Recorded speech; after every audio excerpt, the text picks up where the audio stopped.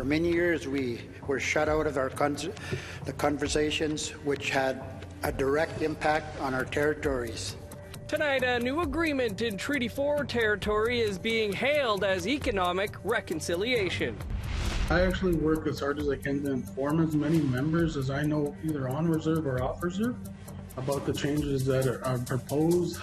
Concerns are being raised over proposed changes to election laws in a Cree Nation in Alberta. And Leonard Peltier is once again denied parole, while the Assembly of First Nations is also looking to rescind support for the 79-year-old.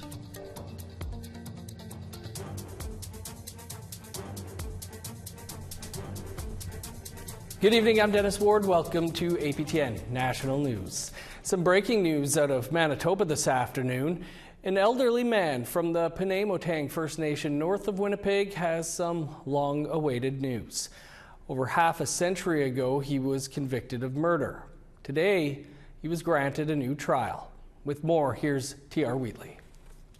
These lawyers from Innocence Canada are happy this day has arrived. Their client, Clarence Woodhouse, was granted a new trial 50 years after he was sentenced to life in prison with 3 other First Nations men for killing Ting Fong Chan while he was walking home in Winnipeg. James Lockyer is a lawyer with Innocence Canada. He's been working on this case. That's off his criminal record, and he's facing a new trial for it.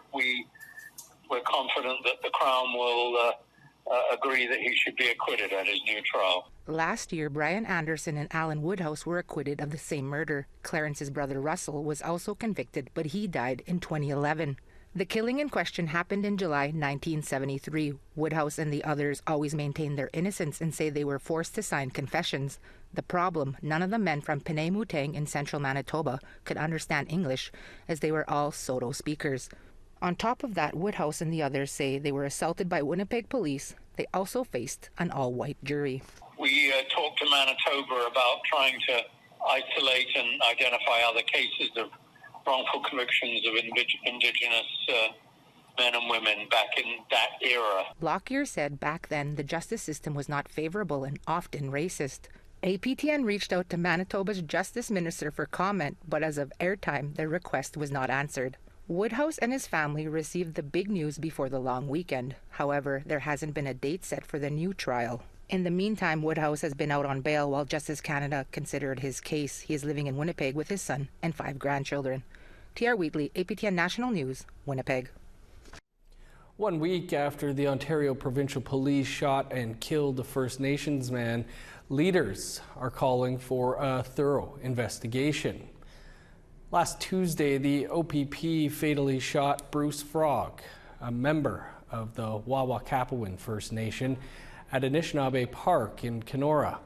Police claim he was wielding knives when they shot him. Ontario's Special Investigations Unit is now investigating the incident.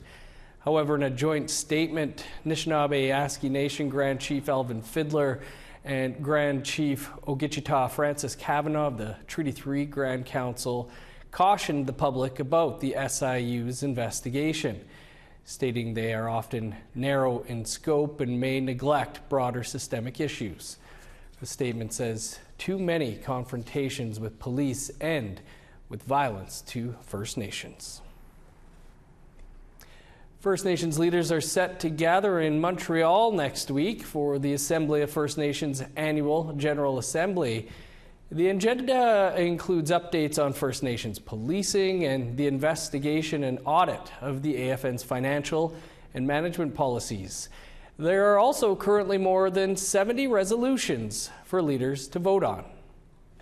One of the resolutions coming to the AFN AGA could change the way a national chief is elected. Last December, it took 2 days and 6 ballots for Cindy Woodhouse-Nepenak to meet the 60% of ballots cast threshold. Next week, a resolution looks to address national chief election voting deadlocks. If passed, when there are only 2 candidates remaining, the chief electoral officer shall announce one last ballot will be conducted, and the candidate with the most votes shall be declared the winner, even if that candidate does not reach the 60% benchmark. The same resolution would also see a big jump in the amount of money a candidate can spend during a campaign, jumping from $35,000 to $100,000. Another resolution calls for an independent inquiry into the deaths of Rebecca Contois, Morgan Harris, Mercedes Myron, and Buffalo Woman. The inquiry would be conducted by First Nations commissioners and would have a specific focus on the Winnipeg Police Service and province of Manitoba's initial and ongoing efforts to investigate and locate the missing women. The AFN AGA will still be taking place as a verdict in the Jeremy Skibitsky trial comes down on July 11th. There are other resolutions that call for addressing the chronic underfunding of education, a shortfall the AFN has identified as $28 billion, and one that would, quote, reaffirm the rejection and denouncing of illegitimate rights assertions of the Métis within BC, Ontario, and Labrador. There's also a call to rescind previous resolutions dating back to the 1980s in support of the extradition of Leonard Peltier to Canada. The resolution makes reference to the role Peltier is alleged to have played in the interrogation of Annie Mae Pictou Aquash and Peltier's public support of her convicted killer. Peltier's latest bid for parole on his 2 first-degree murder convictions was denied on July 2nd. The AFN AGA gets underway on July 9th. And we'll have more on Leonard Peltier later in the show. A new agreement in Manitoba will see 3 First Nations in the province included in the development of a 20-year forest management plan in the Swan Valley area. The plan aims to protect the 3 First Nations traditional territories and treaty rights in commercial forestry licensing agreements. The Treaty 4 nations signed on to the agreement are Minnegojubi Anishinaabe, Waskway, Sioux Peak First Nation, and Sopatwiak Cree Nation. The agreement ensures consultations between the First Nations with the province and logging company Louisiana Pacific, who have been harvesting timber in the Swan Valley area since 1994. 2 of the First Nations filed lawsuits against the province in 2022 for decades without meaningful consultation about the project, which has continued operating without a management plan since 2006. Now, all the signatories are calling the agreement economic reconciliation. Waskway Sioux Peak Chief Elwood Zastry says the agreement establishes an independent review panel to monitor the project for compliance over the next 20 years. For more than a decade, we have been raising concerns about Manitoba's failure to consider the protection of our treaty rights and a fair resource sharing when making decisions about Louisiana Pacific ability to cut trees from our ancestral lands. For many years, we were shut out of the conversations which had a direct impact on our territories. Calgary Mayor Joe T. Gondek has announced the city is removing indoor water restrictions. A quick overview of what changed since yesterday to allow us to return to regular indoor water usage today. First, we had 3 crews working all day yesterday to flush water through hydrants to reduce turbidity in the system. That's to reduce the cloudiness that some of you saw in your water. Work is in progress to ease outdoor water restrictions as soon as possible. Communities in Calgary had to restrict water usage by a quarter after a water main break on June 5th. The city is aiming to have full water usage back by July 5th, the day the Calgary Stampede begins. Well, with the water crisis easing out west, another one is developing on the East Coast. Nearly half of the city of Halifax is now under a boil water advisory. Officials say a power outage yesterday allowed unchlorinated water into the system. A backup power system didn't kick in, leading to the issue. The Pockwalk facility services more than 200,000 people in the city. But we'd like to hear what you think about large cities in Canada experiencing water woes, or anything else you'd like to reach out about. Here's how to continue the conversation. If you have a story you want to share, you can send us an email to news@aptn.ca. To read and watch our stories, head on over to our website, aptnnews.ca. You can also find us online on your favorite social media sites, including TikTok, YouTube, LinkedIn, and X. Follow APTN News to join the conversation and see our latest stories. Well, as we mentioned, Leonard Peltier has had his bid for parole denied once again. We'll let you know when the next opportunity is and much more after the break.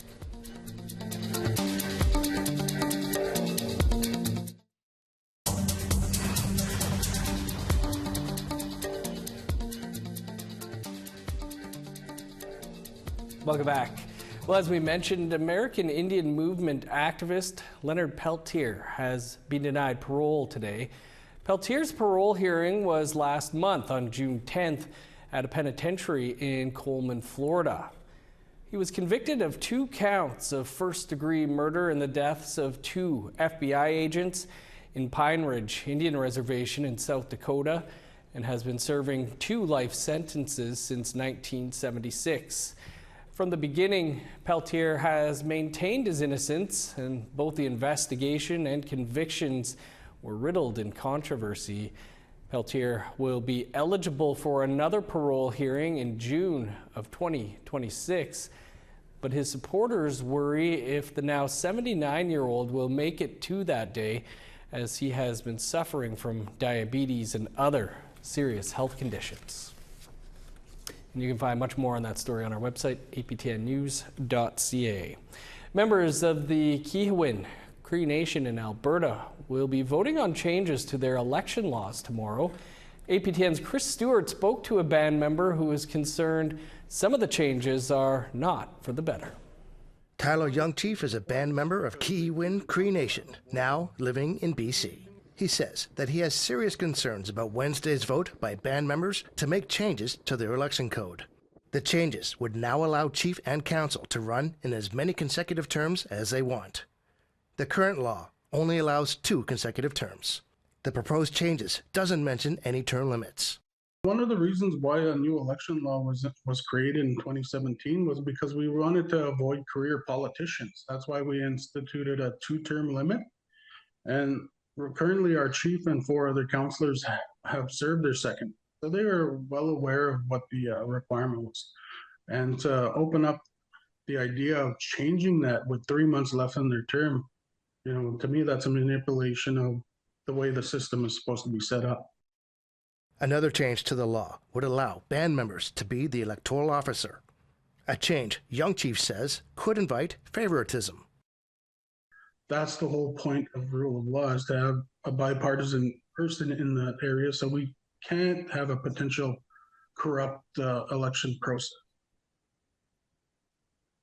And with this new changes to this election law, it opens it back up to have a band member as the EO, and then it opens it up for chief and council to appoint 3 band members as an appeals tribunal.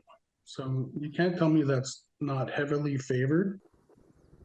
He says 2 weeks' notice of the vote is not enough time for people to make up their minds on the proposed new changes. I actually work as hard as I can to inform as many members as I know, either on reserve or off reserve, about the changes that are proposed.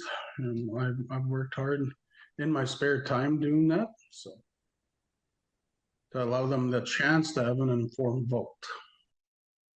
Chief Trevor John and councillors were not at the band office when APTN visited for comment last week.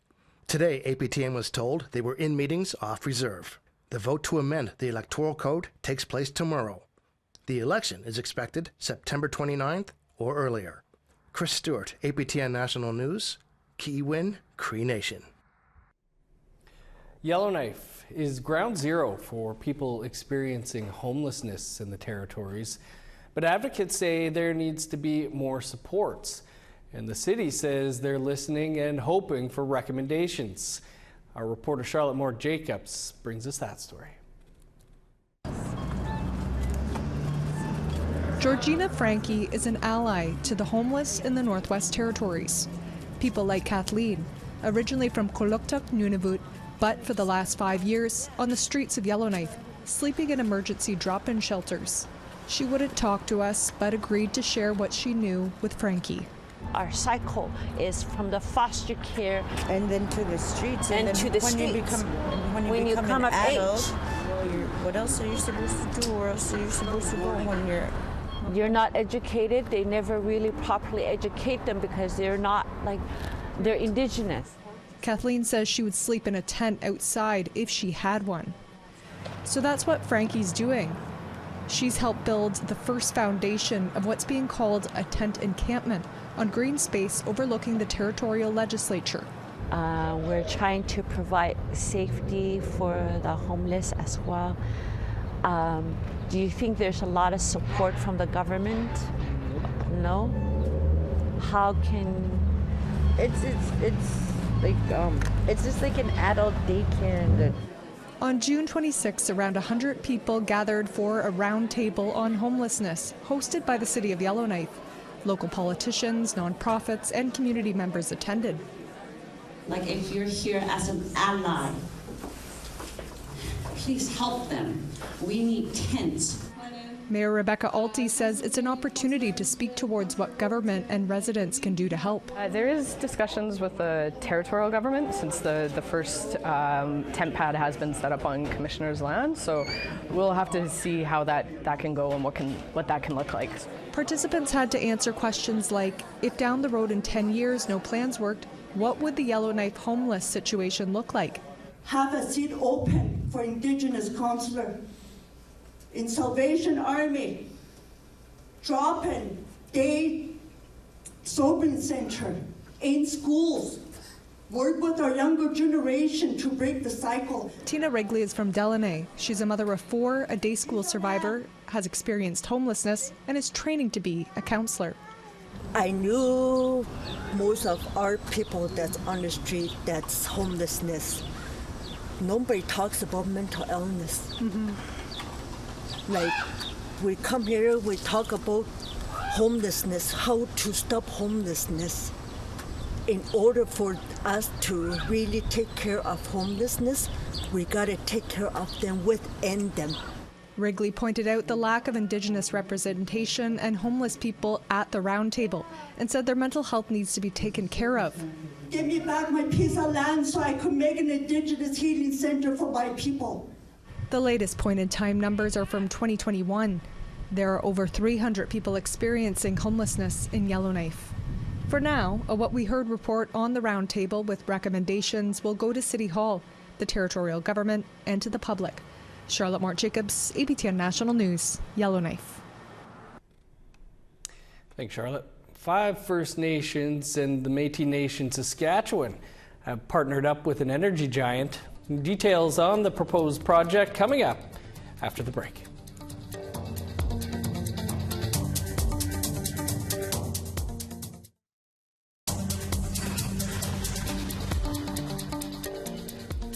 Welcome back. Time now for our photo of the day.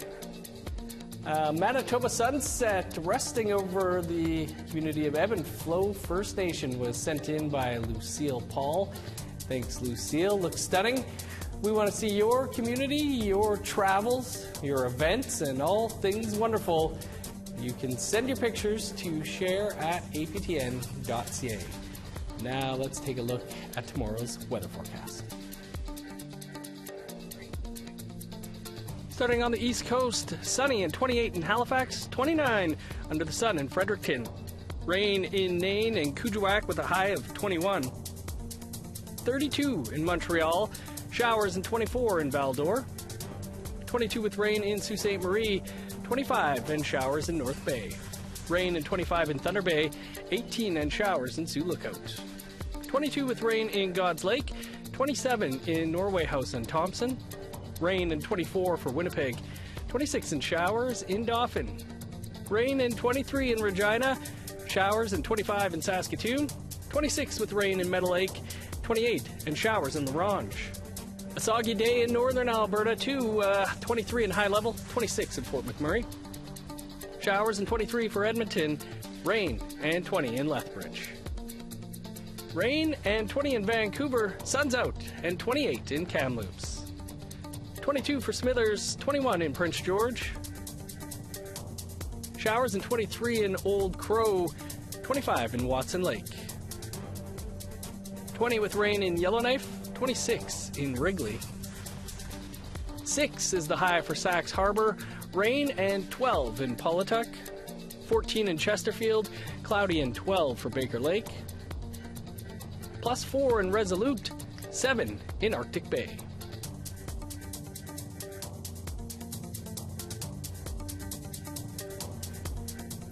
A historic agreement has been signed between 5 First Nations, the Métis Nation Saskatchewan, and energy infrastructure giant Enbridge.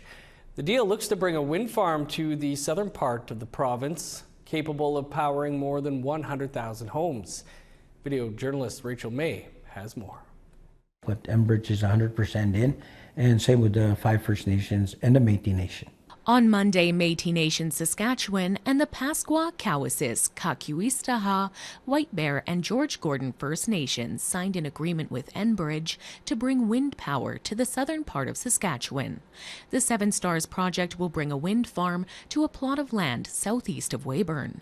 The project will bring 200 megawatts of emission-free power, enough to light up more than 100,000 homes annually. Métis Nation Saskatchewan President Glenn McCallum says this project creates jobs, sustainable energy, and an opportunity for education. There could be a lot of Métis interested in getting into alternative energy, opportunities to be able to be trained in certain areas, and this gives us that opportunity. So there's so much to be done and so much to look forward to. McCallum says that this project is an example of reconciliation. And the more that governments and industry support us, the more that we can do for our people. And like I say, let's work together for the best interest of individuals, communities, and provinces, and Canada as a whole.